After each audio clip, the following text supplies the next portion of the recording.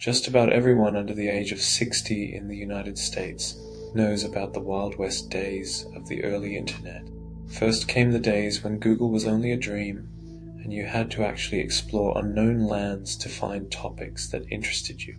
The alternative was to stick to one little board, making the internet your own little party line. Then search engines cracked the internet wide open, and anyone could suddenly find any crazy place.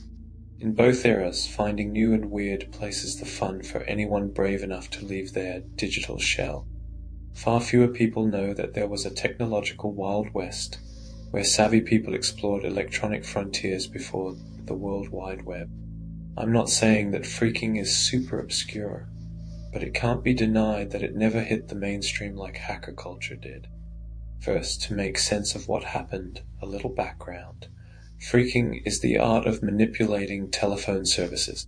Unlike computer hacking, the vast majority of phreaking had a single goal: to make free calls. Switchboard operators were replaced by automatic signaling. That signaling uses a tone.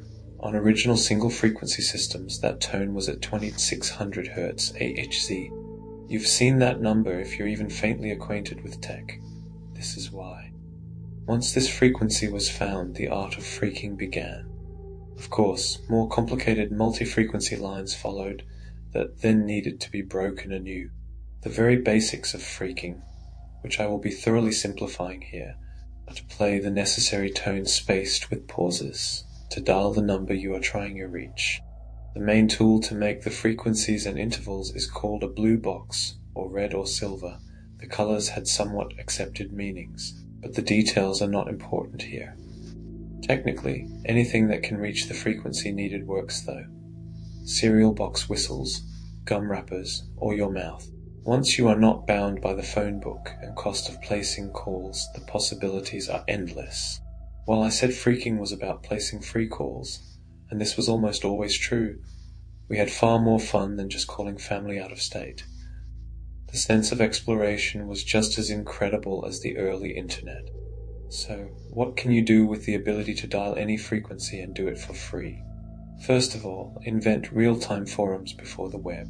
With a blue box, you could dial unlisted numbers like unused business voicemail boxes, and have any number of phreakers join the call. People from 10 or more states could all be chatting at once, something otherwise unheard of before BBS. Yes, I know legal conference calls existed, but those were so costly and hard to arrange. Does anyone alive remember seeing one used outside of a boardroom or convention? Now, with a box, you could dial hidden codes not meant to be reachable by consumer phones.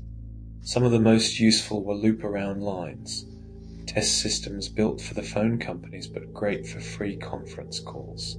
Some military and government lines locked behind priority codes could, in theory, also be accessed. No, you cannot phreak NORAD to launch missiles, but frequencies outside of the ones used in the 1 through 9 keys on your phone could be used to dial lines an ordinary phone could not. And that is how this all started. It was the early 1980s. As crystal clear as I still remember the events, I'm not quite sure of the year anymore. Had to be between 81 to 83 though. The end of the golden age of phreaking. I'd been pushing the limits for a few years by then. I wasn't a big name. You wouldn't see me mentioned in any of the histories on this, even if you knew my name. But I did know a few people in the community and shared a bit. Ask some of those big names, well, the ones who are still alive anymore. Damn, this is all old now, and I wager a few would know the name. Anyway, the companies, well, mostly company back then. The baby bells hadn't been born yet, had gotten wise to our tricks back in the 70s. Test lines and proprietary systems were being increasingly guarded behind mute tones, shut-off switches, and the aforementioned non-standard frequencies. Firewalls before the internet. I knew these guarded lines could be dangerous to break into. Call tracing existed, and this was illegal, but it was also thrilling. For the past, I'm going to say 6 months I had been pushing through, I related to the string of strange numbers I had found. The first number caught my attention because I thought it was a loop around, but it didn't have multiple ends. It was just a single line playing an unusual tone. Okay, so just a weird form of test line. Playing with numbers similar to the one I dialed to get that, I found another line. This one had a voice. It freaked the hell out of me the first time I got in. 1, 2, 3, 4, 5. Every syllable was deeply enunciated, the voice low, methodical, and slow. Then, an even stranger tone played. Okay, it was definitely a test line. I redialed in a few times. The voice always played from 1. The recording was in response to my call, not playing permanently on loop, which is what you would expect. The point escaped me, though, I will admit. Normal test lines played a simple tone immediately. After playing with that discovery, I found myself getting a headache and laid off the phreaking for a few days. Of course, it wasn't long till I was back at it, poking around that mysterious line.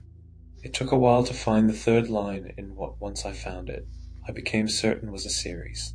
1.2134445. The same voice as before counted up. Then as before a tone played. I screamed in pain. It felt like my eyes were bleeding. The sound hurt like hell. I fumbled to hang up the call as quickly as I could. What the hell was that? I spoke to myself out loud. I took a step back from exploring those strange numbers again after that. Eventually, I told another phreaker the story. Jimmy from Oklahoma. After an early great used the X from Y pattern for nicknames, it kind of became a recurring thing in the community. Of course, none of us used our real names in this very illegal hobby. Maybe it's a military experiment, testing tones that can kill you or mind control. I had called him up and ran down the basics. Just as I expected, Jimmy leapt right to wild theories. Still, I can't say I hadn't thought the same. Maybe, I admitted. Seems a little weird to just leave the thing running though, doesn't it? You can't need to call in any time and test something like that on a lark. Who says they aren't still tinkering with that shit? You could have got lucky. Unlucky? I can't rightly say, he retorted. Wanna see? I had known the whole time I was going to nudge him to call the line. Ever since number 3, these things had freaked me out, pun intended. But not bad enough I didn't want to share the weird. Jimmy paused. Fuck it, give me the number. I was merciful and gave him the second number. It was weird, but not ear-shreddingly painful. I waited while he made the call before reconnecting.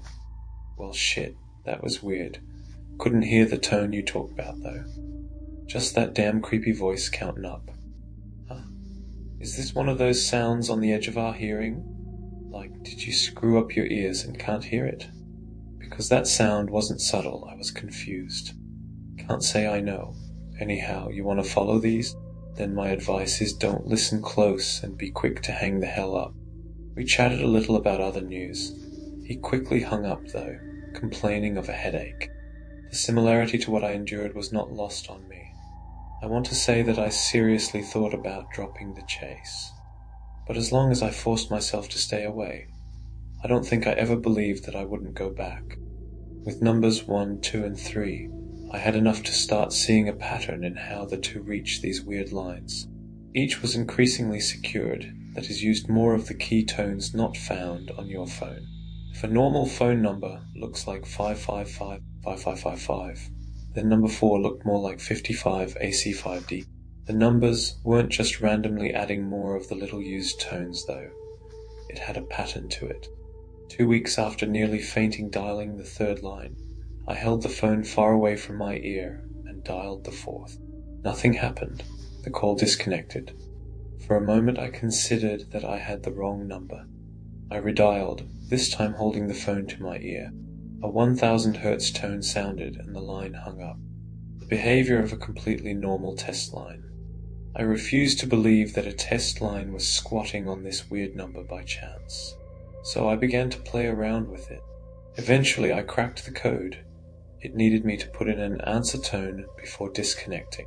The other end of the line sounded like something between an ocean and a dozen squeaky wheels squealing out of sync with each other. It wasn't as painful as the last, but it was strange. I took a recording of the sounds on cassette. Encouraged by not dying, I chased number 5, then 6 over the next few weeks. The security kept getting tougher. I needed to put in priority codes before the number, time keys and sounds after answering, Stuff that made me feel like a genius for cracking, even if it was more obsession and way too much time sunk. The squeals in 5 were like 4, but somehow clearer. 6 really started to excite me. I thought I could start to make out real patterns in the sound. It felt just on the edge of something like music. I recorded both of them. 7 finally put me at a dead end. I had realized over the last 2 numbers that the patterns in the phone numbers weren't really in the numbers. They were in the frequencies of sound that are what the numbers are actually making when you dial them. Problem? If I followed the pattern, number 7 would be using frequencies outside of what any normal phone uses. I had to leave the bell guide behind. The real significance of this to me was this meant a normal automated transfer couldn't be connecting me to this number if it worked.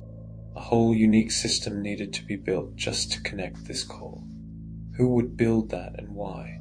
It took a while to mod my box to be able to play the new key. Then, another few days just to solve the shutoffs and get my call to connect. At first, I just heard silence. After a minute or so of waiting, it was broken by faint static and high, but faint squealing. I almost leapt out of my skin when I heard it. It can hear us? I could barely make it out, but they were words. Someone else was on this line speaking behind all of that noise. No, can't. I clamped my hand over my mouth to avoid breathing too hard until I muted my speaker. I didn't know what it was, but they may have already heard me. Still, I'd gone too far not to at least try to listen and figure out what the hell this crazy, messed up breadcrumb trail was really for. The line crackled for a few more seconds, then nothing. It hung up. I could barely wait to tell someone. Luckily, I had started recording the calls immediately by that point. I called Jimmy the very next day. "Hey, Jimmy." I eagerly greeted him when he picked up. "Can you hear?" "Huh?" "Yeah, you're coming through fine, Jimmy." "What?" He sounded confused. Must have screwed up his phone a bit. Not an uncommon problem when you do what we do. "Can you hear me? All good on my end," I assured him. "Yeah, you're coming through fine." "What's up?" I caught him up on my adventures, leaving out no detail. "Man, that is fucked up. You are so ending up dead in a CIA black site, man." Jimmy didn't sugarcoat it. "Sure, but what the hell is this? Why were they talking on that line? How did it connect me? If they're trying to make some super secure phone line, there have to be better ways than this." "So what the hell is this?" I repeated the question. "I just can't say, man. Testing some next-gen phone system? I mean, other than your new little key, it's using normal bell security shit. Just a lot of it. Maybe they're building some super special new lines. If this last one is the one for live testing, they probably wanted no box out there to be able to dial it." Jimmy's idea sounded surprisingly reasonable. Why the pattern in the numbers? It's like it was supposed to be followed. I voiced my next thought. Pattern could be any kind of Easter egg. If the eggheads building this didn't seriously think anyone would keep finding these, then a few little clues don't hurt. Again, a plausible idea. "You're probably right, man," I conceded. "Want to hear the voices?" "Sure, give it a crack." I played the tape. Everything came out just as I remembered it. "So," I prodded after he didn't say anything. "Didn't hear a damn thing, boy." I could almost hear the dismissive shrug over the phone. "What the hell? I can hear it plain as day," I shouted. "You want my take? Make sure this shit ain't frying your brain. Find someone to play it for in person. Do anything you gotta. Ask someone on a bench if they can make it out for you if you gotta." "Yeah," I sighed. "You're right. Tell me if you get anything new. And for the love of God, don't get your ass killed, boy." "Will do." We hung up. I took Jimmy's advice. I don't, let's be honest, have much of a social life. But I did have a respectable enough job to pay for this stuff. Like a lot in the community, I worked with electronics. I wasn't exactly a white-collar tech worker, though. I ran an electronics repair shop and also sold a few parts and refurbished machines. In those days, though, home electronics were really coming into their own. So business was pretty good. It paid the bills just fine. I waited for a familiar face who wouldn't be too freaked out by the question and went for it. "Hey, Rob," I greeted him. Can you make out what they're saying on this tape? I had made it like I was just fiddling with the tape deck. Sure, fire away. Rob didn't interrupt grabbing a new multimeter before coming up to the counter I was working behind. I hit play at a good and high volume. I heard the voices loud and clear. Rob didn't react at all. Nothing, that one's a bust, he offered with a friendly smile. I masked my frustration and checked him out with an extra thank you. Was I going insane? I certainly didn't feel like it. My worries were answered shortly when Rob collapsed on his face outside the door. The fuck? You okay? I rushed to help. I couldn't feel a pulse. His body felt limp in my hands. I rushed to call 911. Robert was pronounced dead on the spot. They said it looked like a brain aneurysm. I said nothing about the tape. I didn't need a room full of dead EMS on my conscience. What the fuck was happening? I could hear it. No one else could. It was fatal, except not over the phone. Jimmy was fine. I was now too afraid to ask anyone else to call the number. I redialed 7. The call went through. However, the voices were silent. No sound at all. I anguished for days. I had killed a man, however, accidentally. I wanted answers. I chased number 8. It took more mods to my box. By this point, I was playing something that sounded more like aluminum plates chaffing than phone touch tones. I spent over a week breaking in. It took building a whole new speaker to play the tones it wanted to not kill the line. It was no longer childish thrill I felt getting in, just a grim resolve for answers.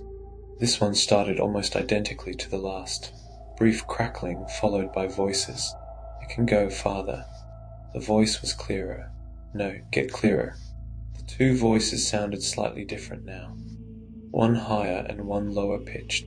I'm sorry. I tried to sound confused, even throwing in an awkward laugh. I think my phone messed up and dialed this by mistake. Who is this? It's still wrong. Confused. Let it open. I'm sorry. I just wanted a direct acknowledgement that they could hear me. No, they hung up. I redialed immediately this time. I could never hear anything on the other end. I prayed to God that Jimmy was awake and able to take my call. I called and got through. You can hear me. What the fuck? Yes. Is that you, Jimmy? I was angry and confused. Why did I keep hearing that? I knew something was wrong. I just wasn't calm enough to figure out what. Yes, I can hear you. He slowly and meticulously spoke the syllables of my real name. Something I had never told Jimmy from Oklahoma, nor any other phreaker. A chill ran down my spine. What are you? I hesitantly asked. The voice on the other end of the phone. What else? I hear you. Come on, tell your good friend Jimmy. Can you hear me? I slammed the phone down. I was panicking, hyperventilating. Something was in the phone lines following me. What could I do? Call 911? I started laughing to myself. I was fucked. I had explored the wrong part of the phone lines, and now I was well and truly screwed. I did the only thing I could. I slept fitfully that night, and I started calling no one. Weeks of panicked paranoia passed. I ended up having to take a few calls for the shop, but nothing strange happened. Eventually, I nervously decided to reach out to someone again. I called another old hat in the community. This guy went by the Bell Pirate. I don't think he was the only one who went by that pretty on-the-nose title, though. Hey, long time no hear. What's up? Hey, BPI, I messed up big. I think I made some dangerous people angry. Don't, worry. I'm not going to put you at risk. Just, have you heard from Jimmy? Oklahoma Jimmy? I fumbled through my confession. Not for a while, no. His worried voice came back over the line. You got FBI on you or something. Or something, I darkly chuckled. I don't know, it's weird. It's just, I think Jimmy might have got caught up in it and gotten hurt. I hope not. The line was silent for a moment. You want to share a little bit about what went down? Sure, I guess. I figured it probably wouldn't hurt, and BP couldn't really help without knowing anything about what happened.